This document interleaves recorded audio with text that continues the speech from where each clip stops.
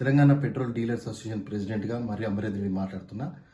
ఈరోజు ఏదైతే petrol shortage ఉందని ట్రక్ డ్రైవర్స్ స్ట్రైక్ చేసిరు, వాళ్ళు ముందు ఇంటిమేషన్ ఇవ్వకుండా వాళ్ళు స్ట్రైక్ ప్రకటించారు. ఈరోజు మేము వెళ్ళి ట్రక్ డ్రైవర్స్తో మాట్లాడినాము. వాళ్ళ సమస్య ఏంటంటే, ఈ మధ్యకాలంలో కేంద్ర ప్రభుత్వము మోటార్ వెహికల్ యాక్ట్ తీసుకొచ్చింది. దాంట్లో హిట్ అండ్ రన్ కేసులో 10 సంవత్సరాలు 7 సంవత్సరాలు శిక్ష ఖరారు అవుతుంది. అదేవిధంగా 10 లక్షలు జుర్మానా కూడా వేస్తారని చెప్పి వచ్చింది. మా జీతమే ఇంత ఉంటుంది, మేము 10 లక్షల రేపు ఏమైనా అయితే మేము ఎక్కడి నుంచి చేస్తామనేది వాళ్ళ యొక్క అనుమానం వ్యక్తం చేసిరు. దాన్ని మేము నివృత్తి చేస్తూ, అది మీకు కాదు, యాక్సిడెంట్ చేసి ఆధారాలను తుడిచేసి పోలీస్ స్టేషన్లో రిపోర్ట్ చేయకుండా వేరే ఇతర కారణాలతో కనుక చేస్తే ఆ చట్టం వర్తిస్తుందని తెలియజేసినాము. ఈరోజు మాట్లాడితే వాళ్ళు సమ్మతించారు.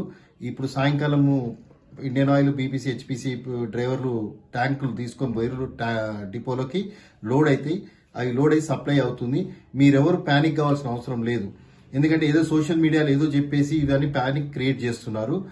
స్టాకులు ఉన్నాయి, ఆయిల్ కంపెనీ దగ్గర స్టాక్ ఉంది, పెట్రోల్ బంక్ లో కూడా స్టాక్ ఉంది. మీరు ప్యానిక్ అయ్యి ఎక్కువ రోజు యథావిధిగా కొనే స్థితి కొనుక్కుంటే ఇంకా 2 రోజుల వరకు స్టాక్ సరిపోతుంది. దయచేసి ఎలాంటి వీడియోలు వచ్చినా, ఎలాంటి సోషల్ మీడియాలో ప్రకటనలు వచ్చినా మీరు నమ్మొద్దు. స్టాక్ ఉంది, రేపటి నుంచి మీరు యథావిధిగా కొనండి.